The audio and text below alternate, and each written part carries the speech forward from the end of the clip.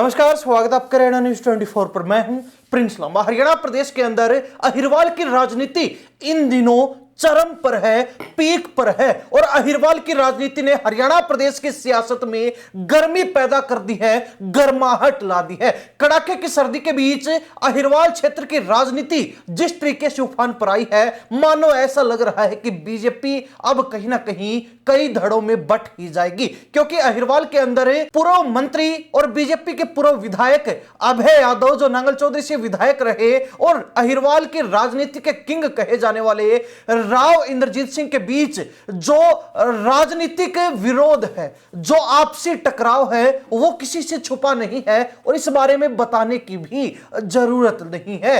लेकिन ये जो आपसी राजनीतिक जंग है वो अब एक नया रूप ले चुकी है। इन दिनों अहिरवाल क्षेत्र के अंदर अपने नांगल चौधरी हलके के ही एक गांव के अंदर भरी सभा में भरे मंच से पूर्व मंत्री अभय यादव ने एक भाषण दिया और वो भाषण बड़ा चर्चा में है।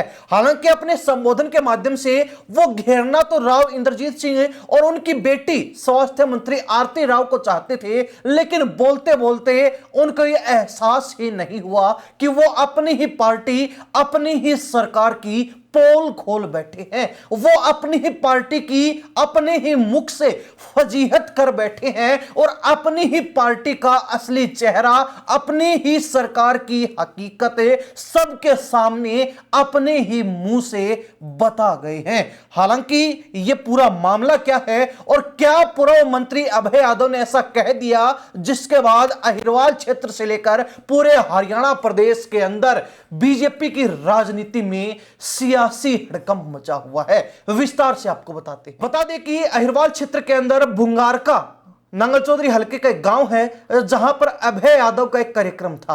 हालांकि इस कार्यक्रम में बड़ी संख्या में लोग भी मौजूद थे और आसपास के इलाकों के बीजेपी विधायक, पूर्व विधायक और नेतागण भी इस कार्यक्रम में मौजूद थे। और इसी कार्यक्रम में मंच से राव इंद्रजीत सिंह और उनकी बेटी स्वास्थ्य मंत्री आरती राव को टारगेट करते हुए जब अभय यादव ने संबोधन देना शुरू किया, अपना भाषण शुरू किया, तो वो बोलते बोलते ये महसूस ही नहीं कर पाए कि कहां से कहां पहुंच गए हैं। अभय यादव ने कहा कि वो अपने कार्यकाल के दौरान इस क्षेत्र के विकास के लिए, इस क्षेत्र को आगे बढ़ाने के लिए और इस क्षेत्र की डेवलपमेंट के लिए एक बड़ी परियोजना, लगभग 750 करोड़ रुपए की परियोजना यहां लेकर आए, मेडिकल कॉलेज यहां पर लेकर आए। लेकिन आज उस मेडिकल कॉलेज के जो हालात हैं वो बड़े दयनीय हैं, बड़े गंभीर हैं।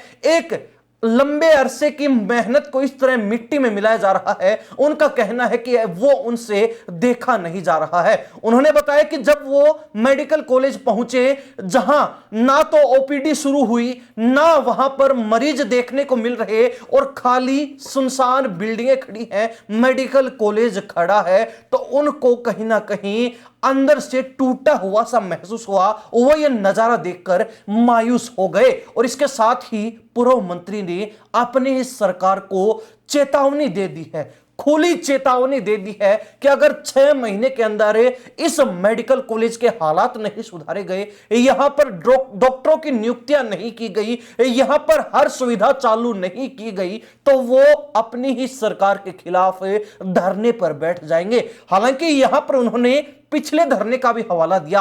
बताया जा रहा है कि पिछला धरना जो इस मेडिकल कॉलेज का नाम बदलने को लेकर दिया जा रहा था, और उस धरने को यह कहा जा रहा है कि राव इंद्रजीत सिंह के कार्यकर्ता ही चलाने का काम कर रहे थे। कई महीने वो धरना चला और अंततः उन लोगों की यह मांग सरकार को स्वीकार करनी पड़ी और मेडिकल कॉलेज के एक ब्लॉक का नाम राव तुलाराम के नाम पर कर दिया गया। हालांकि पहले इस मेडिकल कॉलेज का नाम महर्षि चैवन ऋषि के नाम पर रखा गया था, लेकिन लोगों की मांग के चलते उस नाम में थोड़ा बहुत परिवर्तन करना पड़ा। लेकिन कहीं ना कहीं इससे अभय यादव को जरूर झटका लगा था, क्योंकि वो इस इलाके के महर्षि चैवन ऋषि के नाम पर ही मेडिकल कॉलेज का नाम चाहते थे और इसी बात पर अड़े हुए थे। हालांकि अब उन्होंने एक बार फिर उसी तरीके से नए धरने की चेतावनी दे डाली है और सरकार को चंद महीनों का समय दिया है, सरकार को चंद महीनों की मोहलत दी है और मुख्यमंत्री से भी विनती की है कि वो खुद यहां का दौरा करें, अपनी सरकार के बड़े मंत्रियों को यहां पर बार बार दौरे के लिए भेजे ताकि इस मेडिकल कॉलेज के हालात सुधर सकें। उन्होंने कहा कि वो किसी भी सूरत में इस कॉलेज को राजनीति की भेंट नहीं चढ़ने देंगे, राजनीतिक शिकार नहीं बनने देंगे, क्योंकि इसमें उनकी एक लंबे अरसे की मेहनत लगी हुई है। खून पसीना जो उन्होंने और इस क्षेत्र ने इस परियोजना के लिए बहाया है, तो ऐसे में कहीं ना कहीं वो इसको जाया नहीं जाने देंगे। और अगर सरकार ने समय रहते उनकी मांग को नहीं चेता तो 6 महीने बाद वो खुद एक बड़े आंदोलन का आगाज करेंगे अपनी ही सरकार के खिलाफ।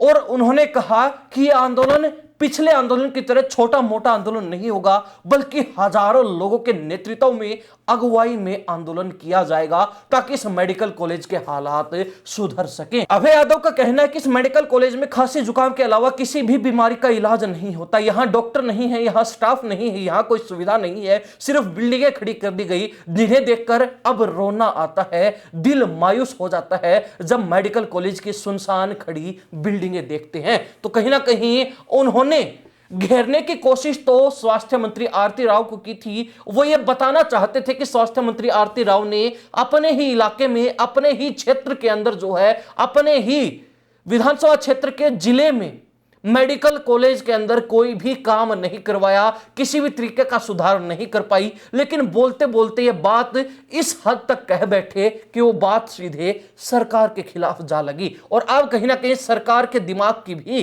घंटी बज चुकी है, क्योंकि एक पूर्व मंत्री के द्वारा, बीजेपी के एक विधायक रह चुके नेता के द्वारा इस तरीके का बयान कि 6 महीने का समय है, 6 महीने की मोहलत है और उसके बाद वो सरकार के खिलाफ आंदोलन कर देंगे, कहीं ना कहीं साफ दर्शा रहा है कि बीजेपी के अंदर नेताओं की जो आपसी लड़ाई है, अब वो कहीं ना कहीं बीजेपी की खाट खड़ी करने वाली है। अब वो बीजेपी के लिए भी कांग्रेस की तरह एक बड़ी मुसीबत और बड़ी चुनौती बन चुकी है। और यही वो वजह है, यही वो कहानी है जिसके चलते अहिरवाल की राजनीति में इन दिनों सियासी पारा चढ़ा हुआ है, चरम पर है। और कहीं ना कहीं अहिरवाल की राजनीति की जो गर्माहट है वो पूरे हरियाणा प्रदेश की राजनीति को सुलगाने का काम कर रही है। और खास रूप से बीजेपी को अब अहिरवाल क्षेत्र में कहीं ना कहीं बड़े खतरे की घंटी साफ सुनाई दे रही है, साफ संकेत मिल रहे हैं। हरियाणा प्रदेश की जनता और विशेष रूप से अहिरवाल क्षेत्र के लोग अभय यादव, राव इंद्रजीत सिंह के बीच के इस विवाद को लेकर जो अब सरकार तक जा टिका है,